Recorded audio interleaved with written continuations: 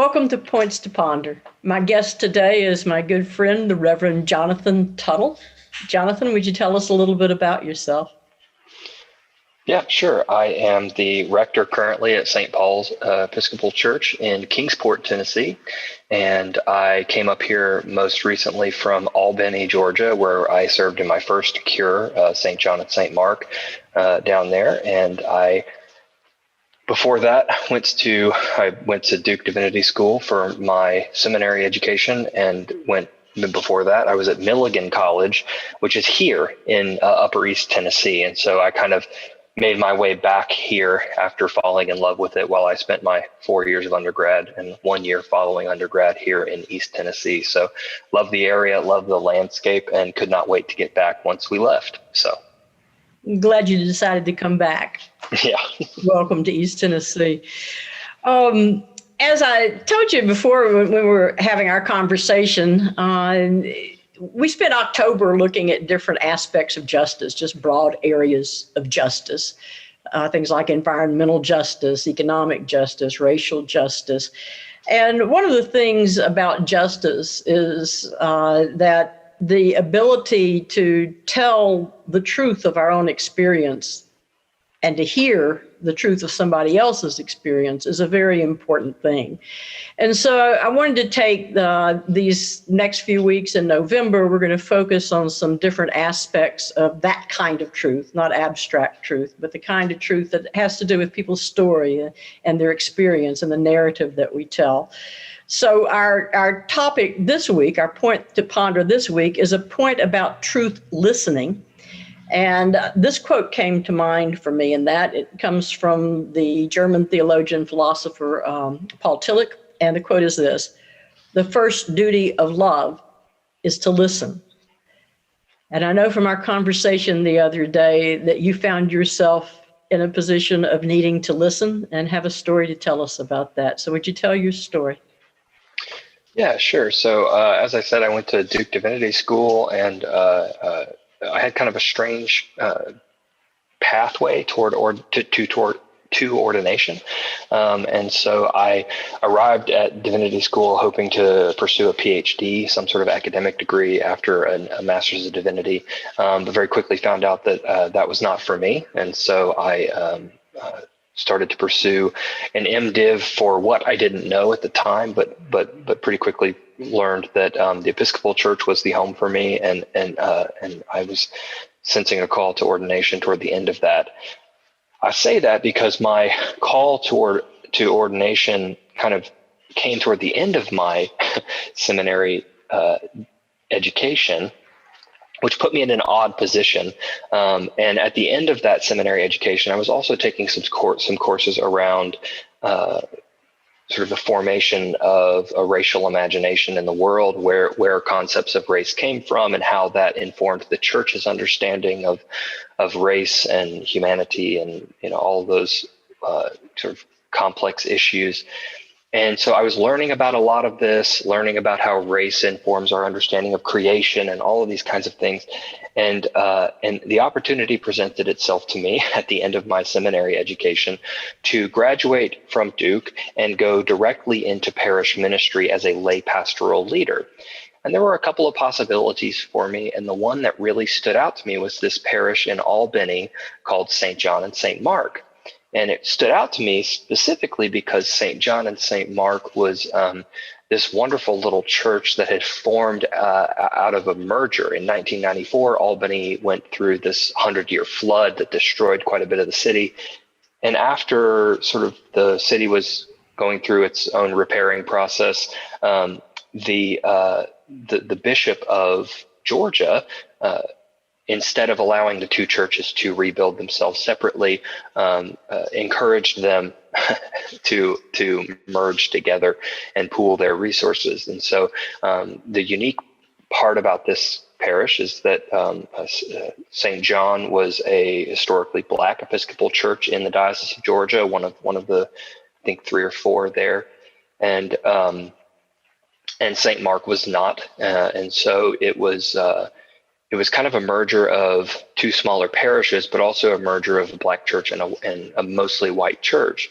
And to this day, St. John and St. Mark kind of maintains its racial diversity in that sense, which to me made it a very exciting and very encouraging kind of image of this, what Clarence Jordan called the demonstration plot for the kingdom of God. This idea that these sort of disparate groups might come together in around the table and worship together and sort of working out their faith with fear and trembling together. So that was very appealing to me coming out of the classes that I'd taken at Duke, and I was just very excited about this possibility, and realized probably later than I should have that as a young white man to pursuing ordination, that it might have been a little bit overeager of me to imagine that I was the right person for that place.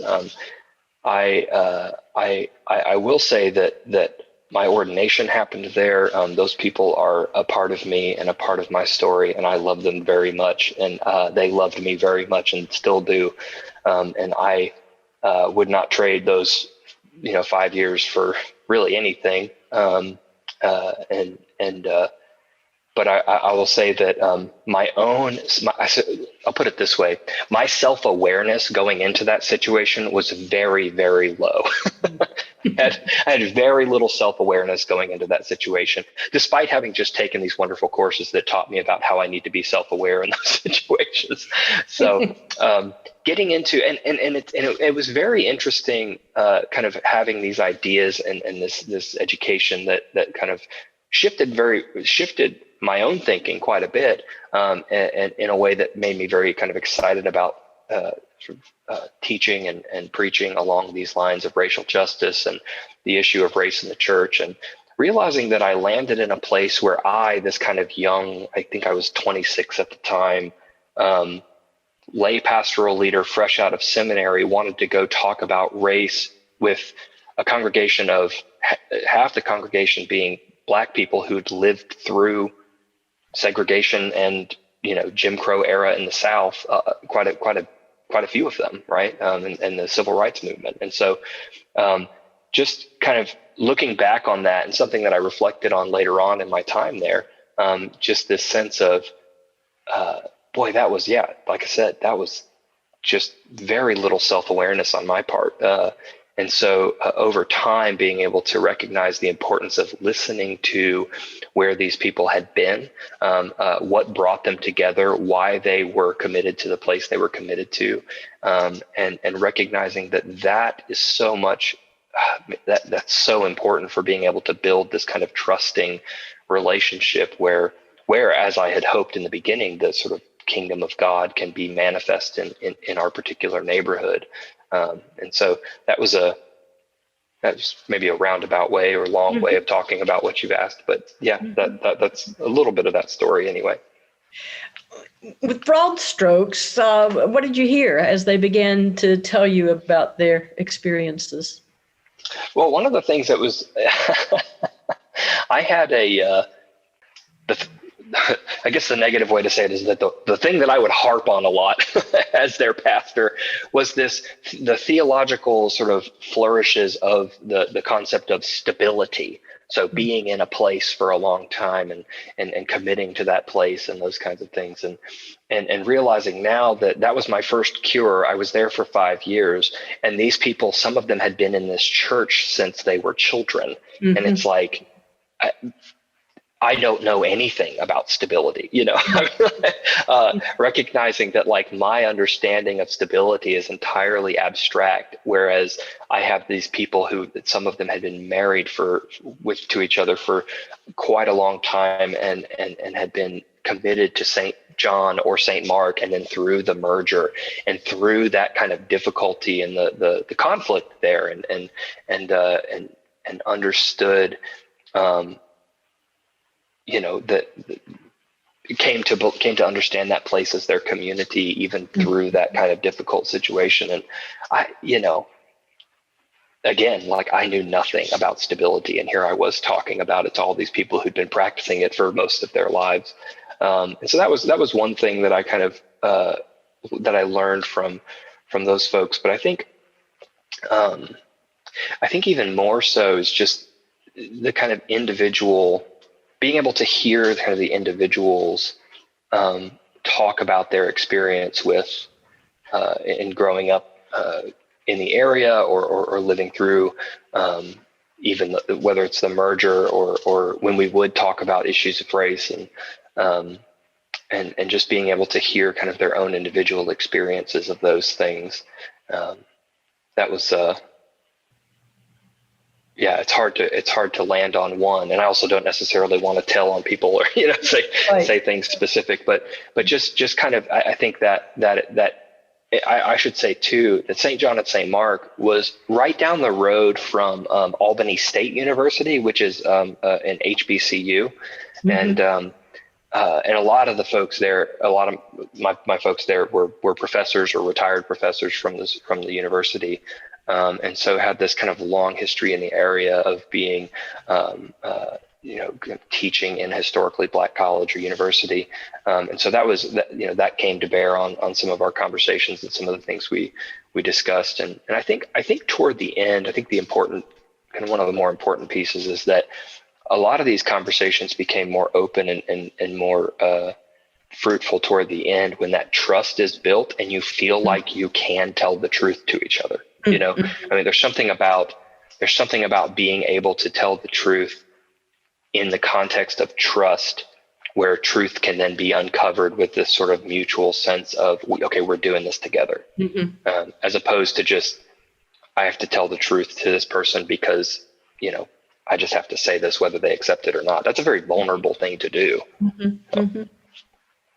It's hard on the other side, I think, sometimes to hear the truth, especially when the truth as somebody else or some other group of people have experienced it is different from what you experienced and what you always believed to be true.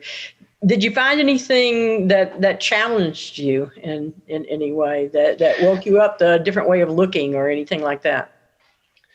Yeah, I think, again, coming down and kind of sort of shifting in that sense of my own self-awareness.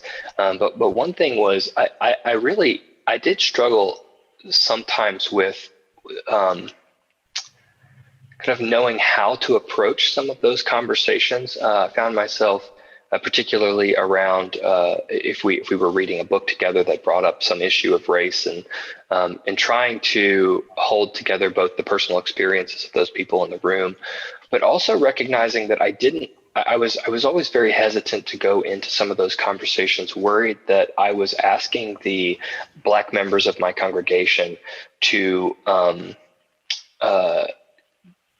basically take care of the guilt of the white members of my congregation.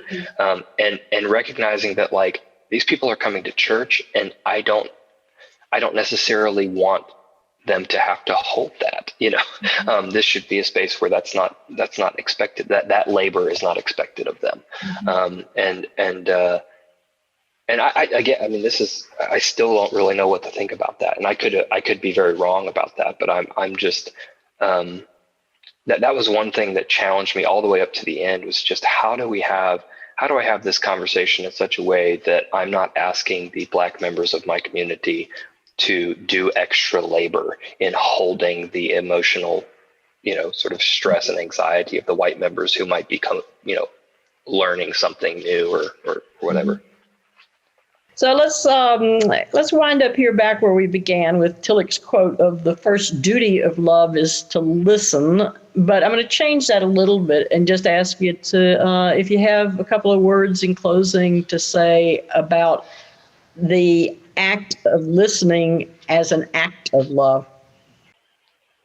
So funny enough, last night I had a confirmation class via Zoom with our folks who are looking to be confirmed here after the new year. And we're reading Rowan Williams' book, Being Christian. And in his second chapter in that book on the Bible, he talks about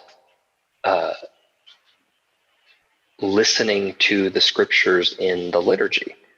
And he says that recognizing that Christians didn't have sort of pocket Bibles that they carry around for, 1,500 years, they didn't have that. And recognizing that the primary mode in which Christians heard Scripture was out loud, and they listened out loud, listened to it read out loud in the liturgy in church. And he kind of comes to the conclusion, or he starts his chapter by suggesting that it is a primary posture of Christians to listen. And that if you're talking about formation in the liturgy, the fact that we listen primarily to the Scriptures rather than read them, that there's way more time given to the Scriptures, way more space in the liturgy given to the Scriptures and to listening than there is to, active speaking, argument making. That indicates something about who we are as a people, and what we're supposed to do. And so I think that suggests, one way to love God is to listen, right? Is to listen to what God has to say to us through the Scriptures, through the Spirit speaking to us through the Scriptures. And if we take Jesus seriously in this last week's gospel reading, where to love God is to love your neighbor, and to love your neighbor is to love God, then it stands to reason that listening to our neighbor is also an act of loving our neighbor and of loving God. So I think that's incredibly important. But also it's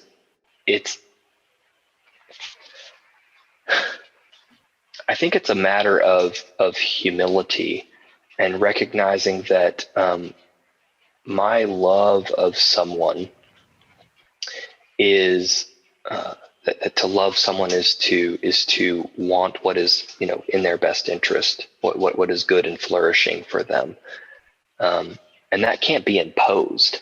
I need to know about them. I need to know them. I need to hear them. I need to come to some understanding of who they are and what they desire before I can actually do what is best for them. And so I think that in that sense, listening to gain some kind of understanding of this person is in that sense an act of love. And then finally, kind of like in a marriage or in a deep friendship, we talked about St. Aelred of Revol in our clergy conference. And so St. Aelred talks about spiritual friendship. And one of the things that he talks about is this sense of allowing the other person, your friend, to bear on your life in some way where you start to understand who you are through them. And so I think that in the same way, through a friendship or through a marriage, that this sense of that bond of affection, that bond of love comes not just from me doing and doing and doing and doing, but also from my own sense of self, my own sense of belovedness coming from this person who I've bound myself to in friendship or in marriage or whatever other kind of commitment. Thank you so much, Jonathan, for spending this time this afternoon with me. I enjoyed talking with you. Yeah, thank you for inviting me. God bless. You too.